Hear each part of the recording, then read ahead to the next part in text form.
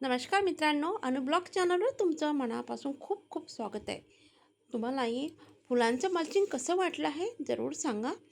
आणि इतके सगळे मी फुलं कुठून आणले, कसे आणले आणि किती रुपयाचे आणले, हे पूर्ण मी तुम्हाला पुढे सांगणार आहे. त्यापर्यंत शेवटपर्यंत बघा. खूप सगळे फुलं आणले आणि शेवंतीचे, झेंडूचे, गुलाबाचे तर खूप आहे. आता मी करते आहे उन्हाळ्यामध्ये काळजी कशी घ्यायची. 2 दिवसाआधी व्हिडिओ मी अपलोड केला होता. आता आपल्याला उन्हापासून तर झाडांना कसं वाचवता येईल, उन्हाचा प्रभाव कसा कमी करता येईल, ते मी तुम्हाला पुढे सांगणार आहे. ते आता मी दाखवत आहे. मल्चिंग, याला आपण मल्चिंग करतो. कारण नुसतं माती जर असेल तर आपले ते सगळे उन्हाचे जे आपण कितीही पाणी टाकलं तरी ते सुकून जाईल. म्हणून त्याच्यावर मल्चिंग करते मी. नारळाचं पण करते आणि आता मी भरपूर फुलं आणले आहे. ते फुलं खूप प्रमाणात आहे आणि या फुलांचं मी बायो एन्जाइम, किचन कंपोस्ट हे सगळं केलेलं आहे. आता मी मल्चिंग करत आहे आणि बघू शकता एवढे सगळे फुलांचं मी मल्चिंग केल्यानंतरही अजूनही माझ्याकडे भरपूर फुलं शिल्लक आहे आणि छान दाबून दाबून मी ते मातीवर टाकत आहे. आणि काय होते, पोषक तत्व पण मिळत जाईल आणि आपले झाडातली जे माती आहे वरची ते पण सुकणार नाही आहे. फुलामध्ये खूप छान एक सुगंध येत आहे. आणि बघू शकता मी कारमध्ये तुम्हाला आता सरप्राईज दिसेल. बघा किती सारे फ्लॉवर्स आणले आणि खूप हेवी आहे आणि खूप सगळ्या प्रकारची त्याच्यामध्ये फुलं आहे. आणि विशेष म्हणजे रुईच्या पानाची. मी पंचमुखी हनुमानजीला गेली होती आणि तिथे पूजेचं सामानाचं दुकान आहे. त्यांच्याकडे खूप सगळे फुलं राहतात आणि ते सुकले की ते फेकून देतात. तर मी कधी कधी दर्शनाला जाते तर ते माझ्याकरता ठेवून देतात की तुमच्या ते कामी येईल. आणि तो मुलगा बघा किती माझ्यासाठी फुलं काढून राहिलेला आहे. कारण ते बाहेर फेकल्यापेक्षा ते मला देतात.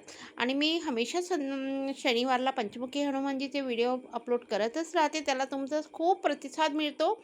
आणि पंचमुखी हनुमानजीच्या मंदिरात खूप गर्दी असते. आम्ही नागपूरवरून जातो आणि 30 किलोमीटरच्या अंतरावर हे मंदिर आहे आणि हे तिथे दुकान. इथले लोक खूप चांगले आहे.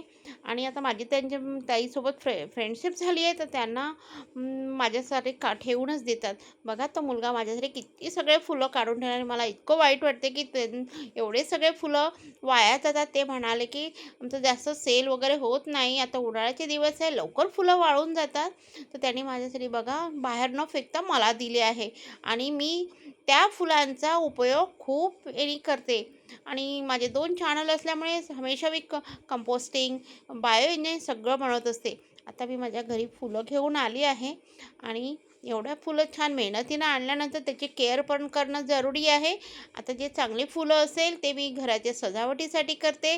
आणखी काही गुलाबाचे असेल ते आता मी पाहते कुठले फुलं कसे आहे. बाकी मी कंपोस्टिंगमध्ये करते. तर बघू शकता. आणि आपण आज मार्केटमध्ये फुलं घ्यायला गेलं तर हे फुलं हजारो रुपयाच्या वर आहे आणि हे मला फ्रीमध्ये मिळाले आहे. फक्त मला आणायचं. आणि त्या फुलांचं मी कसं आता नियोजन करते आहे ते तुम्हाला समोर दिसणार आहे. याकरता तुम्ही शेवटपर्यंत हा व्हिडिओ बघा. आणि जर तुम्ही कुठे असे दुकानात जातात पूजा त्यांना सुद्धा तुम्ही मागू शकता की सुकलेले थोडे जुने फुलं असेल तर आम्हाला ते कोणी पण देऊ शकते. ते लोक का बाहेरच फेकून देतात. बघा आता इतके गुलाबाची फुलं आणि ही इतकी हेवी बॅग आहे पॉलिथिन आणि त्याच्यामध्ये कुजलेले पण फुलं आहे. आणि हे आपल्याला कंपोस्टिंग, बाय एन्जॉय आणि डेकोरेशन, मल्चिंग. आता बघा हा बिफोर व्हिडिओ आहे कशा दिसत आहे. आणि आता मी सगळं मल्चिंग वगैरे करते आहे आणि काही मी लगेच डेकोरेशन केलं आपल्या दारासमोर. खूप छान वाटते, एक पॉझिटिव्हिटी वाटते. आणि मार्केटमधून हेच जर फुलं आपण आणायला गेलं तर 100-200च्या वर आहे. आता मी माझ्या 4थ्या मजल्यावर जिथे माझं टेरेस गार्डन आहे तिथे नेत आहे. बघू शकता तुम्ही. आणि अर्धे फुलांचा मी यूज केला आहे. आणि जसे मी माझ्या गार्डनमध्ये आली इतकं सुंदर सुगंध येत आहे ह्या फुलांचा. काल मला कळ्या दिसत होत्या, आज हे चायनीज ऑरेंज आणि खूप सुंदर सुगंध येतो. तर बघू शकता असं एकदम गार्डनमध्ये गेल्यानंतर ना इतकं छान वाटतं. आणि नवीन नवीन रोज फुलं येतात. आता हे अपराजिता टीचं ना चहा बनवणार आहे. आणि या 2-3 जरी फुलं आपण गरम पाण्यात टाकले आणि जर पिलं ना मेमरीसाठी पण खूप छान राहतं. आणि ह्या माझ्या काल मी पाणी बिलकुल दिलं नाही, पण आज माझ्या बघा भाज्या किती छान आहे.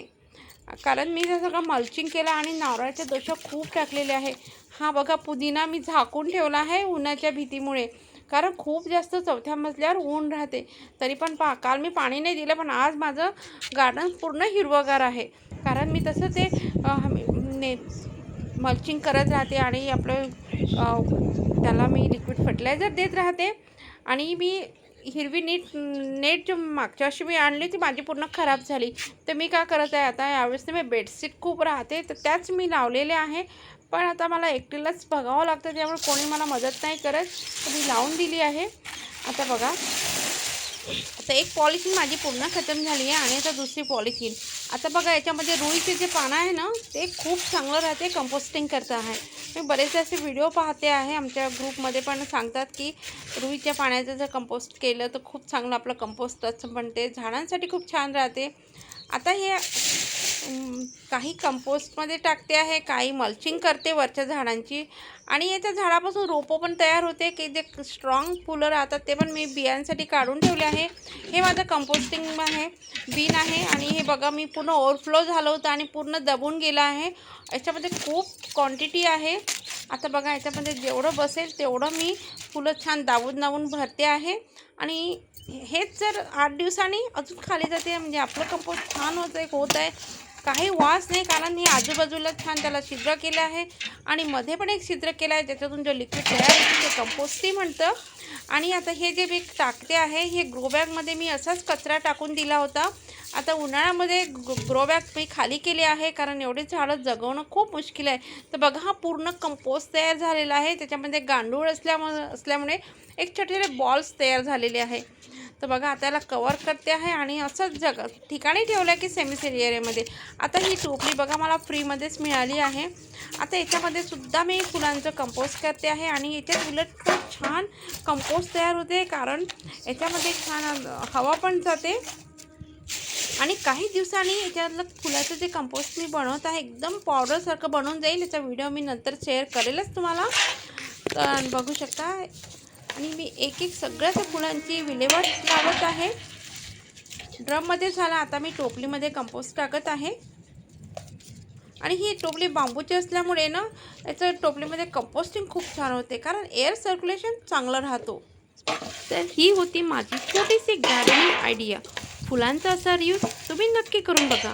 तुम्हाला ही आयडिया कशी वाटली तर कमेंट्समध्ये सांगा. आणि अशा नॅचरल गार्डनिंग टिप्ससाठी चॅनलला सबस्क्राईब करायला विसरू नका आणि व्हिडिओ शेवटपर्यंत नक्की बघा.